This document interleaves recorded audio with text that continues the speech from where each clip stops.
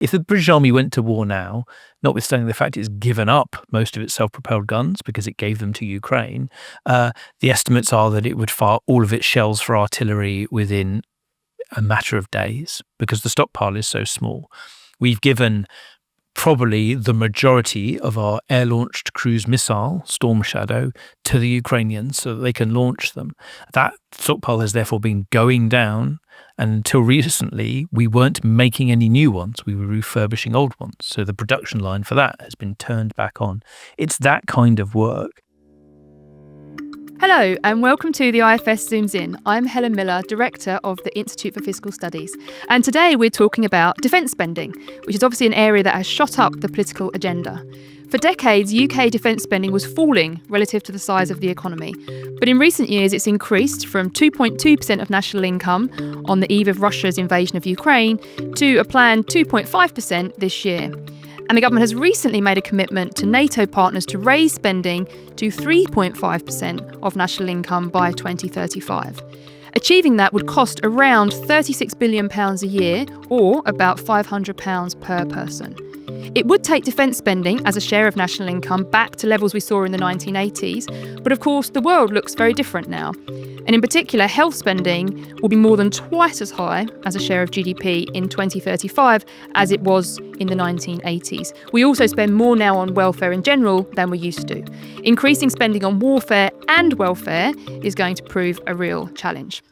So, how is defence spending changing? What are we spending the money on? What kinds of military capabilities are we trying to build? Will higher defence spending be good for growth? And how would all of these plans affect the public finances more broadly? To answer those questions, I'm delighted to be joined by Matthew Savill. He is Director of Military Sciences at the Royal United Services Institute and a former civil servant in the Ministry of Defence. Our very own Max Warner, who is Senior Research Economist at the IFS and author of a recent chapter we've put out on defence spending as part of our forthcoming Green Budget, for which I'm going to thank the Nuffield Foundation for their support. So Max, let's kick off. Can you just give us a quick run through of how defence spending has changed over time? We went through the Cold War, we had a peace dividend. Where are we now? Right, so I think there are kind of two natural places to think about when we think about defence spending. The first one, as you've already mentioned, is to think about what share of the economy's resources do we spend on defence. And broadly, as a share of GDP, defence has fallen pretty consistently, really since the end of the Second World War, relatively consistently over time. This is what you've termed the peace dividend.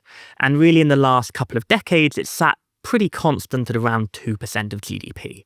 But of course, over that period, the economy has grown. So even if we're spending the same share of resources, that's more resources over time.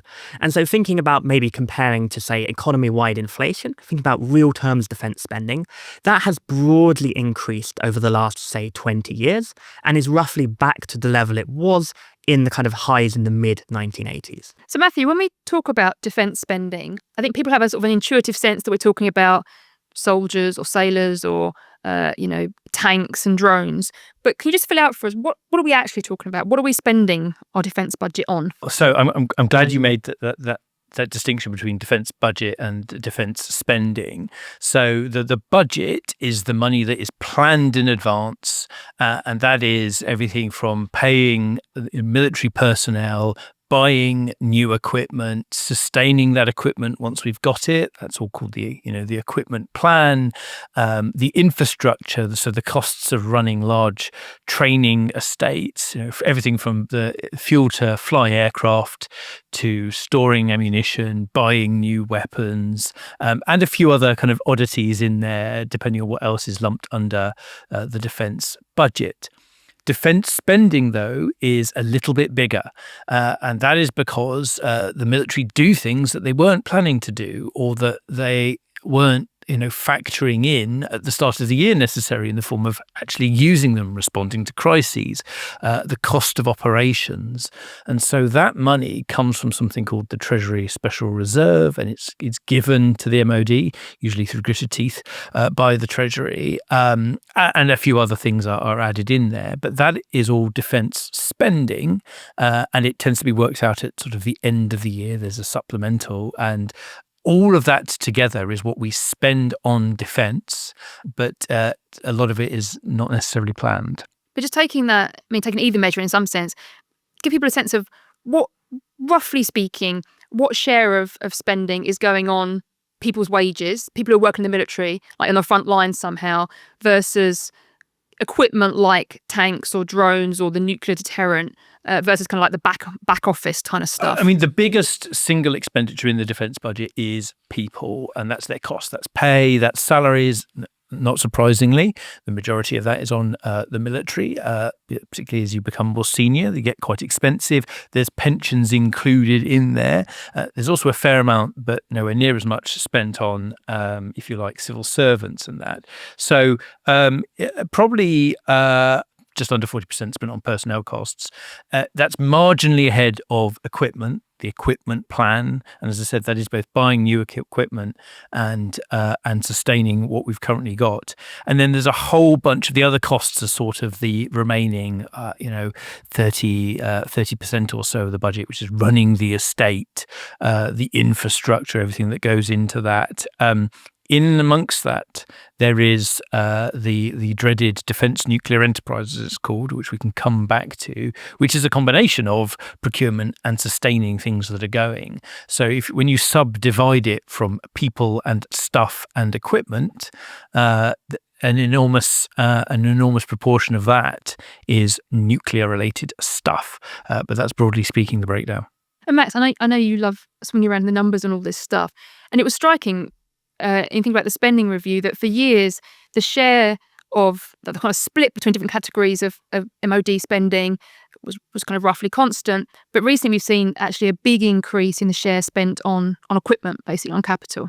Right, that's exactly right. If we look back over the last, say, 20 years or so, roughly about 25% of the MOD's budget was going on investment, and about 75% was going on day-to-day spending on things like wages. And that matters because that's kind of budgeted differently by government. And something that's really changed since about 2019 is an ever-increasing share of the Ministry of Defence's budget, at least, is going towards investment rather than that day-to-day spending. Now, there are a number of reasons that might be. One might be this reflects the reality of what we want to be spending our money on. Certainly, my reading of the Strategic Defence Review talked a lot about equipment, both high cost and low cost. But I think we also have to recognise one potential factor is the government's fiscal rules do actually make quite a distinction now between capital and investment spending and day-to-day spending. It is easier in some sense for the government to increase investment spending because it can fund that via borrowing, unlike day-to-day spending. So it's a bit unclear why it's changed so much, but it is really quite a drastic change in the last 10 years or so.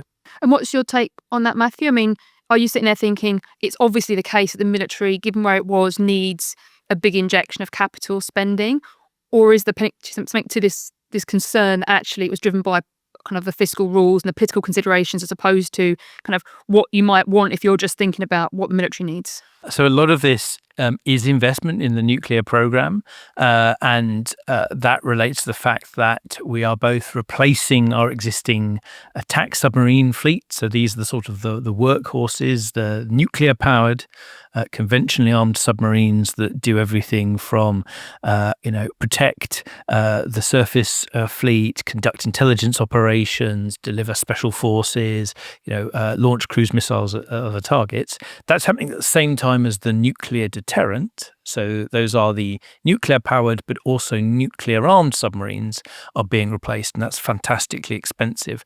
At the same time, the Army, the Navy, and the Air Force are all going through major programs to replace huge pieces of equipment.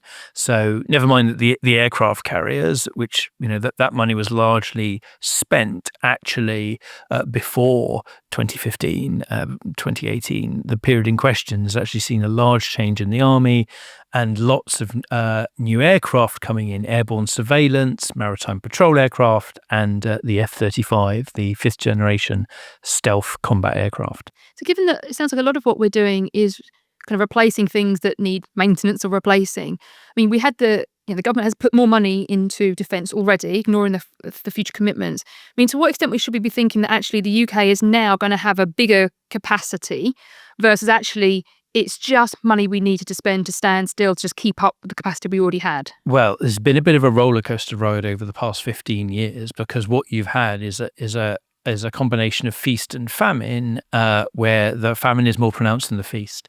So after 2010 and the National Security Strategy and the Strategic Defence Review, you effectively had an austerity budget, which pretty drastically reduced defence spending. I think it ended up being a hit of 12 or so %, which is pretty significant in a short period of time. And that cut numbers and a lot of equipment. Then in 2015, there was a small injection of money, and then a slightly larger one in after the integrated review 2020-2021.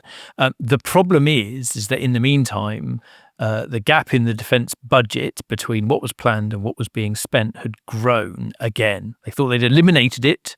They based that on some what they called heroic assumptions about efficiencies. So the gap grew again, and all of that extra money was largely required basically to stand still. Indeed, inflation and a few other factors almost eliminated. And so what was intended to be a boost actually just stopped the military sort of bleeding out, and they have had to cut more equipment.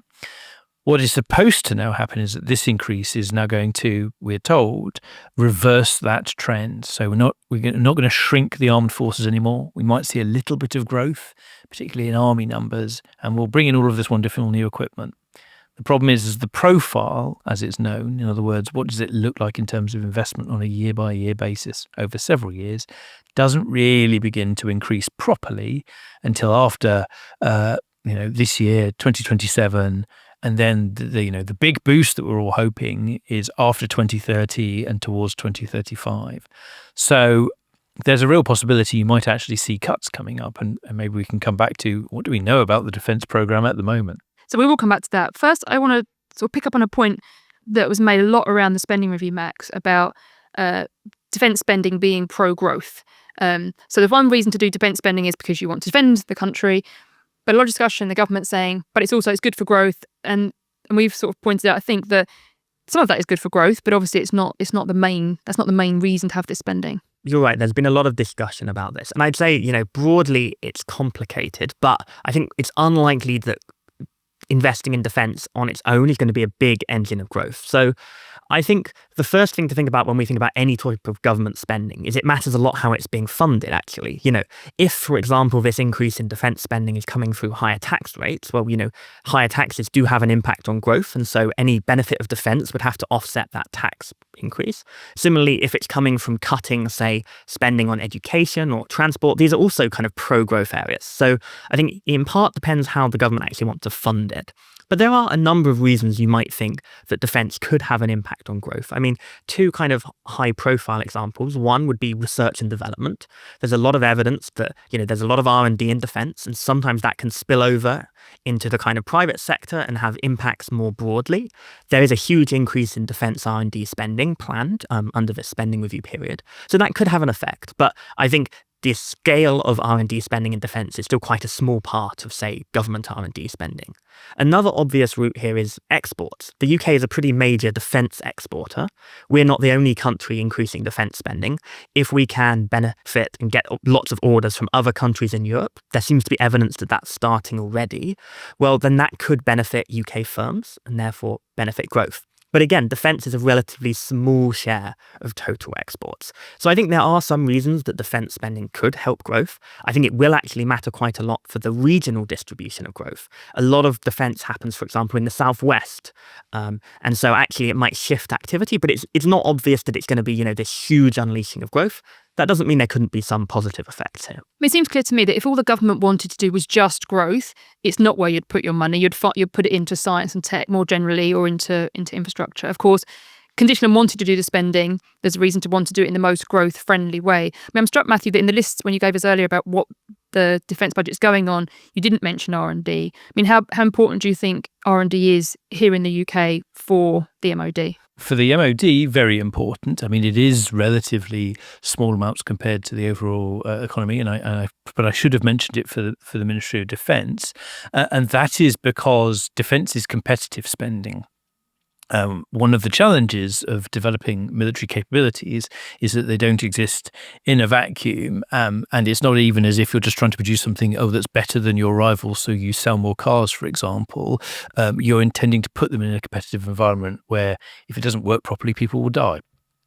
And therefore, research and development is quite high on the list. One of the challenges is getting the return on R&D, which is that if the UK is doing something on its own, it can be quite hard to set aside, the seed cord funding, the small funding that keeps something going, and develop it at a rate that it can actually be brought into service in a time frame in which it's useful. I mean, the UK has been excellent on research over the years, and so a lot of the current challenges that the MOD and others are working on, broadly speaking, they get banded under the term innovation. But basically, how do we develop stuff more rapidly and get it into service in a time frame that it is still useful? Okay, so we've talked about what's happened to date, which is broadly that over many decades, the UK government's defence spending was falling relative to national income. That started to turn around in recent years, albeit part of that is just replenishing capital stocks that the military already have. But the government now has pledged to its NATO allies that we will increase defence spending to 3.5% of GDP by 2035. I should say that there are no actual plans backing that up, but they've said they think they want to do that. I said at the top that would be around £36 billion extra each year. That's a big number. I mean, maybe you, Max, first. I mean, what would that mean in practice? Sure, and can I just jump into something very quickly, which is I think there's a lot of discussion about this 3.5% target, and I completely agree that it's not certain that we'll necessarily hit that. But I don't think it's unreasonable that the government hasn't given us plans. That is a kind of long time period. The spending review did set out plans for the next few years, but it does in part depend what future governments want to do. But as you say, so in terms of that getting to 3.5%, that's roughly in today's terms about £36 billion extra spending. As you said in the introduction, you can think of that as about £500 per person to get a sense of scale. And that is really quite a large increase in spending in an area. To kind of give you an example, that £36 billion in additional spending is what we today spend on the Home Office and Ministry of Justice. So that's policing, courts, prisons in the England and Wales, as well as things like immigration and some national security. So all of that we currently spend, essentially additional on defence spending. That is quite a sizable commitment. I don't want to overstate that though. The UK has spent a lot more as a share of GDP on defence in the past. Getting back to 3.5% is going to be roughly getting back to 1980s levels. But, things are very different now. The government spends a lot more on other things. Again, as you mentioned at the very beginning, we spend, or certainly by 2035, we expect to be spending more than double a share of GDP on, say, health. And lots of other types of welfare spending, social security, is up a lot. So actually, adding in that additional amount could really reshape the state in some sense. Yeah, and in some ways it's worth reminding people that for years this peace dividend was that because defence spending was falling, we could increase health spending without having to increase the overall size of the state. And now we're in a situation where governments have said they want to increase both health spending and defence spending, and that's where the big challenge comes. But before thinking about how we might actually achieve that, Matthew, what's the case for higher spending? Obviously, we've made this commitment. Other countries have made this commitment too. And in some sense, there are wars on our doorstep and that kind of thing. But why is it the governments are now saying, actually, we need a step change in how much we spend on defence? There's a combination of requirement and the current situation in terms of the state of the armed forces. And I'm glad you raised that point, because it gives me a brief chance to get on my hobby horse, which is one of the problems of over-focusing on the 3.5% is that is a percentage of a moving target. And we've been here before, which is that the NATO target used to be around 2%. And when the coalition government came in, they tweaked they didn't tweak the definition. The NATO definition of what counts is quite broad, but they started counting more things towards that they hadn't previously used in order to say we're still meeting 2%. So the real terms figure is also an important one, and that has ebbed and flowed over time. So it's not been a straight downward line. But the fact is that, first of all, the international security environment is not great at the moment. So major industrial war on our doorstep. And that means that there is a focus on rebuilding stockpiles of ammunition and rebuilding armed forces such as that we have a little bit more mass in our military. And what we have done in the peace dividend is not decide that we didn't need the military, but because it became increasingly focused on repeated overseas interventions that were, if you like, about stabilization or counterterrorism, we weren't looking at, we had the Gulf War and then the invasion of Iraq, but broadly speaking, we weren't looking at those kind of deployments as anywhere near the norm, almost a one in a decade, 1 in 20-year type event. And so the forces were designed to go overseas in small packets and be sustained on these intervention operations that were difficult and hard and tiring and strained people and equipment. But you're deploying a squadron of jets, not half the Air Force. You're deploying a few thousand people, not most of the army. And as a consequence, the forces were what was known as hollowed out, which means lots of the things that enable those operations, logistics, as I say, the ammunition stockpiles, things that support getting you from A to B, were just thinned away a little bit because we don't need quite as many of them. Those are gaps that now needs to be filled in. And so there is an argument that before new money is spent on shiny new ships and jets and combat aircraft, first of all, we need to be able to deploy what we've currently got. We need to buy back in engineering capability, massively increase our stockpiles. If the British Army went to war now, notwithstanding the fact it's given up most of its self-propelled guns because it gave them to Ukraine, the estimates are that it would fire all of its shells for artillery within a matter of days because the stockpile is so small. We've given probably the majority of our air-launched cruise missile, Storm Shadow, to the Ukrainians so that they can launch them. That stockpile has therefore been going down, and until recently, we weren't making any new ones. We were refurbishing old ones. So the production line for that has been turned back on. It's that kind of work, and there's an awful lot of spending to be done on infrastructure basing, a lot of which has sort of been scrimped on over years. The MOD has announced a big deal on housing and accommodation because actually the conditions in which personnel are living is contributing to the outflow from the armed forces until recently being more than recruitment. I'm sort of struck that you've mentioned stockpiling a few times there. I mean, if part of the problem is stockpiling, should we be thinking actually we need an intense period of investment to sort of replenish stockpiles and then we can settle at a level? Or is this 3.5% more like we just need to settle at a high level in perpetuity? So an enormous challenge here because what's happening in Ukraine at the moment is a reminder that in some cases you need to be constantly upgrading your weapons. The focus has been on drones, but for missiles as well, there are lots of ways to try and jam them, counter them, throw them off course, shoot them down if you develop your own interceptors. And so what the UK in particular, but other people in Europe are looking at is having what they call always-on production. So rather than have an order that runs for a couple of years, buy loads of these missiles, that's it, we don't make any more, they're all sitting in a warehouse, let's hope they stay in life, they have a sort of expiry date. What they want to do is be constantly producing them. Now, you don't want to produce 10,000 a year if you're not firing any of them. But what you do need is the capacity when war approaches to very suddenly ramp up that production. And so what they are grappling with is what is the right level of production to be building up stockpiles and producing missiles every year so we don't lose the skills, but that we're not wastefully stockpiling and yet also give ourselves the capacity. That is a genuinely tough challenge. And I think we've had the announcement that that's the plan. They are now working on how they actually do that in practice. And obviously, Max, there's a question here about even if you accept that we're going to get to 3.5% by 2035, how quickly do you get there? And it's probably a question about how quickly could we get there? Could we bring this spending online quickly enough, and what would be a sensible timeline? But also compared to other countries, some other countries are moving faster than us. So tell us about that. Right. So I think there is a question, as you say, about profile and how this changes over time. And starting there, the government has set out plans at the spending review really for the MOD up to 28, 29. And And I think something that's really noticeable there is we're seeing kind of right now quite a big increase in defence spending, but it's currently actually set to be flat as a share of GDP in 27, 28 to 28, 29. And then we don't have a path beyond that.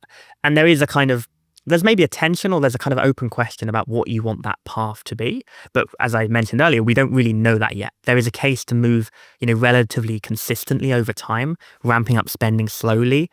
So maybe that will help with procurement, something we might come back to later. But also, if the real goal is to stockpile or to increase kind of capabilities now, that's a strong argument for thinking about spending now, not just in 2035. But of course, the counterpoint to that is if you ramp up spending faster, that does cost more fiscally. And so some of the challenging trade-offs will be greater there. I think in terms of where we are relative to other countries, I think lots of other countries in NATO and Europe are, of course, increasing their defence spending. I think one really striking fact is the UK has long had the second largest defence spending in NATO after the US, who spend about 10 times more than us, roughly. But actually last year, Germany overtook us and is now the second largest spend in NATO, and we're now third. And more broadly, countries like Germany and actually particularly Poland have already started increasing their defence spending. So Poland, for example, has actually already exceeded the 3.5%, despite just a couple of years ago spending essentially what we spent as a share of GDP. Germany plans to hit that target much faster than us, late in the kind of late 2020s, starting actually from a lower point. So we are, lots of countries are grappling with this. Lots of countries are moving faster. Not every country, France and Italy are other big spenders in NATO, and they haven't really set out a path that much like the UK. But there clearly are kind of challenges and questions about what that right path is. I think that underlines a nice point that obviously for military spending, it's not just about how much we spend and what we can do in terms of our own defence, but the kind of broader international relations piece and how we're seen by our allies. I mean, Matthew, how do you think we are seen abroad? I mean, what is how good an ally are we to these other countries, do you think? I think the UK's military reputation is still good, but judged against our rhetoric, it's a bit more of a mixed picture. I mean, you raised the example of us dropping to third in NATO. This, of course, is a good example of the divergence between whether you use real term spending or the percentage target, and indeed, are you focused on outputs? So for a long time, we talked about being the second biggest spender in NATO, and we just sort of scraped over the 2%, and now we've pushed it up. Now Germany has overtaken us in real terms. Now it's only just hit the 2% target. So we're, of course, saying, well, we're going to hit 2.5%. Germany's only at 2%, but it's spending more. The question in both cases, though, is what do you get out of it? The German readiness is poor. They don't have much that's deployable. They have, just like us, years of underinvestment. They've had some quite embarrassing scandals recently when they've looked at armoured vehicles and their combat aircraft, how many of them can actually fly and have got spare parts. So for the UK, one of our challenges has been matching that rhetoric. We've taken a strong stand on Ukraine. We were first to supply many different pieces of equipment. Like we only supplied a small number of tanks, modern NATO Challenger 2 tanks to Ukraine, but we did that first in order to unlock Germany and the US sending more effectively to nudge them along. We supplied the cruise missiles, followed by France and Italy as part of trying to encourage others. So the UK has built up a lot of credit on that score. The problem is that overall, we're slightly creaking at the seams. The Navy has put out a carrier strike group deployment to the Indo-Pacific this year. It's smaller than in 2021 because the Navy is under more stress, and the Royal Fleet Auxiliary, which is the civilian element that supports the Navy, is in a pretty terrible state. People know that the Army is shrinking, and whilst they don't necessarily look to the UK as a major land power, they do always ask, what is your land component to the continent, so you're not just hiding on your island? And so we've made promises to NATO about actually supplying a force that is almost the size of the entirety of the deployable army in the event of a major crisis and the NATO regional defence plans get activated. So people do still look to the UK as a capable international global military power, but they know that some of the cracks are showing, and the onus is now on effectively us making good on commitments that we have made, or the rhetoric that was in things like the Strategic Defence Review. And if you look around the globe at other countries' militaries, examples that just really jump out to you of a military that's kind of in great shape, it's got stockpiles, it's got good kit, it's doing lots of R&D? I mean, what are the militaries that stand out as being very ready? If you want to take a comparison in Europe, the French are often an example because they spend a similar amount, and in some cases they appear to get a lot more on their return. So they maintain their own completely, independently developed and sustained nuclear deterrent. We make some savings by effectively working with the US on some aspects of it. The French have their own space-based satellite constellation. Well, for years we didn't have one because we were able to pull information from the US. We've just started to develop it. Their army is bigger. They operate a nuclear-powered aircraft carrier. Wow, the French are great, aren't they? Except if you scratch beneath the surface. They have their own deficiencies. We helped them out in Mali because we had more support helicopters. It's not a uniformly excellent and well-resourced force because they have some challenges with their navy. And their nuclear-powered aircraft carrier has to effectively go into maintenance much more frequently. So there are lots of comparators of people who are spending more and who are getting good results and from whom we should learn. But everybody is struggling with this issue of how do you develop and maintain modern armed forces ready for everything. So we should talk a bit about this 3.5% pledge in the broader public finances. So we said, future governments will decide whether to honour that in some sense. But assuming they do, it obviously doesn't come for free. The government would either have to borrow to spend that money, or they'd have to raise higher taxes. And Max, that's going to be pretty tough. Think about the next parliament going into the next election. That's going to set up some pretty tough choices for the next government.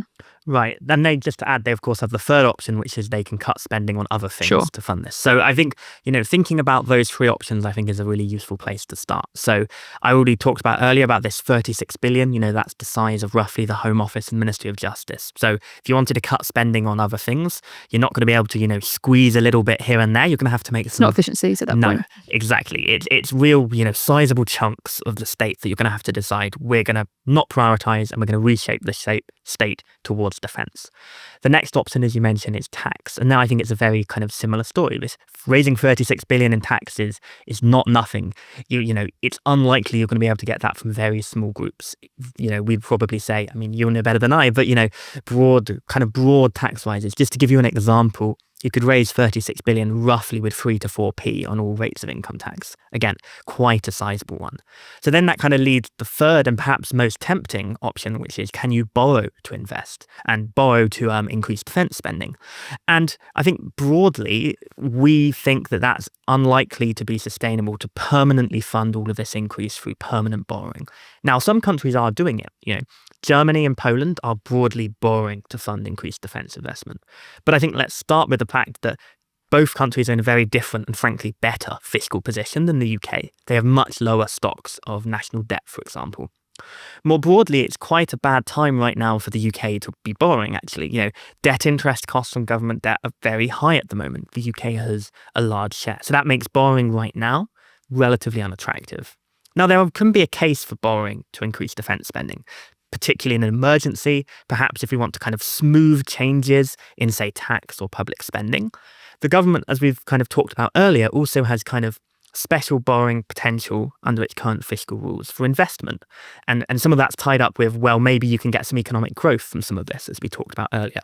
But kind of permanently funding, particularly those day-to-day expenses when it comes to soldiers' wages and things through permanently higher borrowing, look pretty challenging to us. So really, you're going to be having to think, at least in part, about tax or public spending decisions as well. Yeah, I think it's worth underlining that. We are currently borrowing to fund higher defence spending. The big increase in capital we talked about, so we are borrowing more money.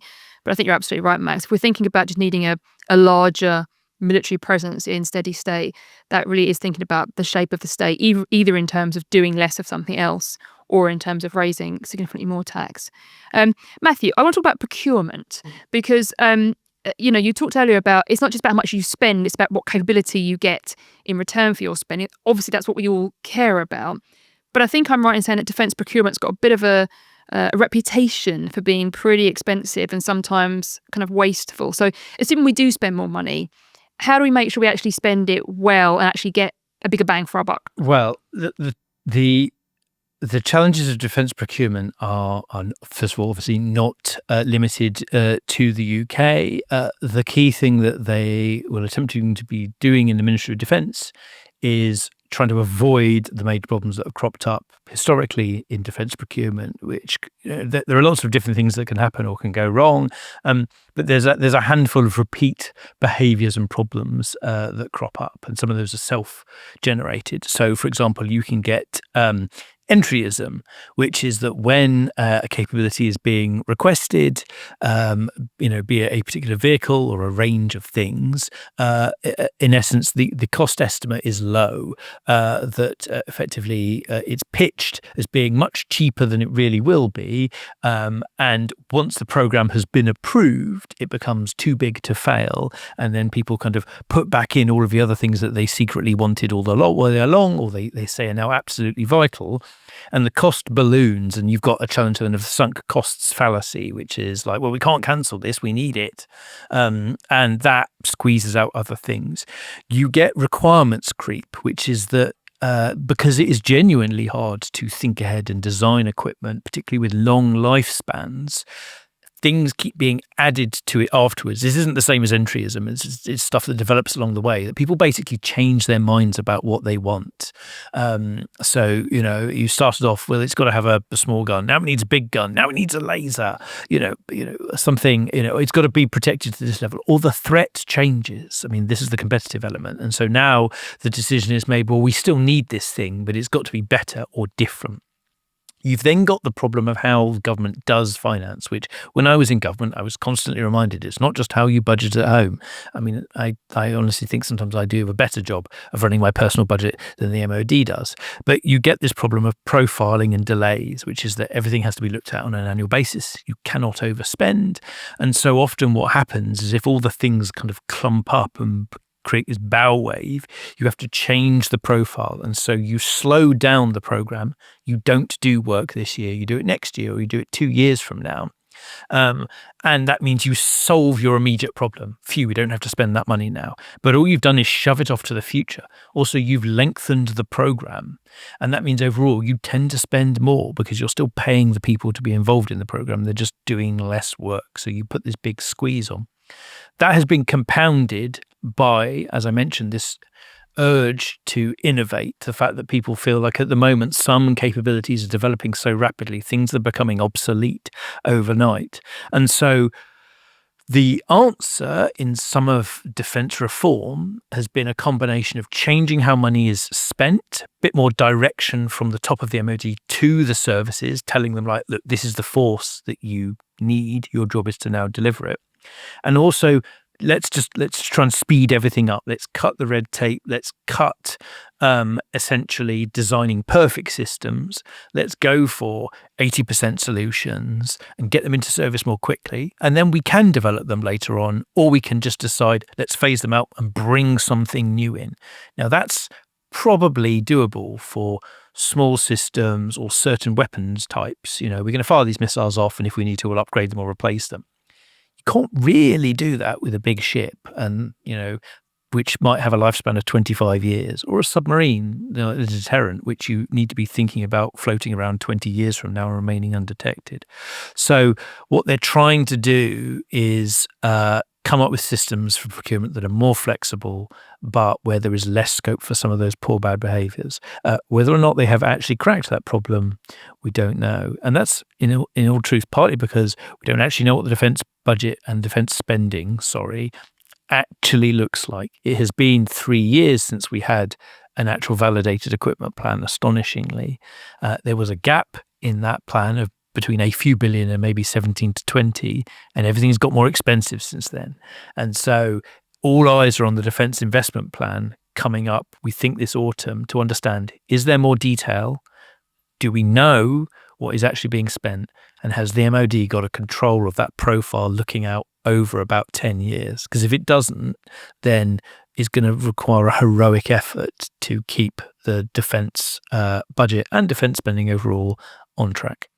So as tempting as it is to dig around in what the MOD do and don't know about their own budgets, we should wrap up in a minute. So just maybe to finish things off, we've talked lots now about the 3.5% target. We said it's not written in blood. Other governments can make different decisions. I mean, I'll come to you first, Matthew. How likely is it you think that we will see that? I mean, are there things that can mean we want to change course? God, I mean, this is the It was just $1 million question, but it's actually the $36 billion question. It's the $36 billion question, which is that I think that the 2.5% and the 3% seem much firmer in terms of government commitment and political consensus. A lot of people are talking about the 3.5%, but that sounds much flakier. Like it's more than 2 parliaments away. Who knows what will happen then? The interesting question is what happens with Ukraine, because that's in the defence spending. That counts towards the 3.5%. Now, if we decide to spend less on Ukraine because there's a ceasefire, or we move to a steady state with a little bit less spending, in theory, the government is still committed to the higher defence spending figure, and suddenly money that would be going to Ukraine could be going into the budget. I bet the Treasury will try and claw that back, though. And so what you might actually see is a suggestion that maybe that percentage figure isn't needed. Is there as much pressure from the US? Donald Trump has been pushing hard on this. That's actually consistent with a lot of previous US administrations. They've just been, frankly, less bullying about it, but they've all wanted Europe to spend more in the face, particularly, but not exclusively, of Russia. So all of the big geopolitical imperatives to spend this money, I think, will still be there. But I honestly don't know how that will play out if the push comes to shove on welfare and what that means for taxation. Yeah, what do you think, Max? Right, I mean, I completely agree with that. And I think the challenge here is it's actually not entirely obvious to me which direction of deviation is more likely. Is it possible in the next few years the geopolitical situation worsens and we decide we want to mirror Germany and actually go faster? 2035 is still pretty far away. Or is it that in 10 years' time, very plausibly, the world is different and we decide either for political priorities because the economic and fiscal costs are harder, or because the world around us has changed, that 3.5% is no longer the right number? I think there is clearly a huge amount of uncertainty about whether we'll quite get there. And I mean, that is a challenge because a lot of these things, as Matthew was talking about earlier, are, multi-year, frankly, multi-decade commitments, some of these big things. And it's hard to do that when we don't really know where we're going to end up. So we're going to have to wait and see. We should wrap up this episode for now because we're at time. We also talked about how the UK defence spending has shifted over time from these decades of peace dividend that actually unlocked quite a lot of resource that we effectively shifted into the health service to today's increase and the ongoing commitments to try to increase defence further. It strikes me that whatever we do with defence spending, there are important issues about how we spend it, how we procure different services, how we make sure we don't have a boom and bust cycle in equipment. So there's lots of important questions about how to do defence spending well. It's also clear to me that whether or not the UK eventually reaches 3.5% of GDP or some other number, it's clear that decisions on defence spending will shape not only the armed forces, the military, but actually the economy, the tax system, the broader state. Decisions about defence are going to be intertwined with broader decisions about the size and shape of the state, so they will be worth watching in years to come. But with that, let me say a huge thank you to Matthew Savill from RUSI and to our very own Max. And thank you to you for listening. If you've enjoyed this episode, then please do subscribe to the IFS Zooms In your podcast app and share it with anyone you might think is interested. And if you'd like to support our work, you can become a member for as little as £10 a month. You can just check the link in the episode description. But for now, we'll see you next time.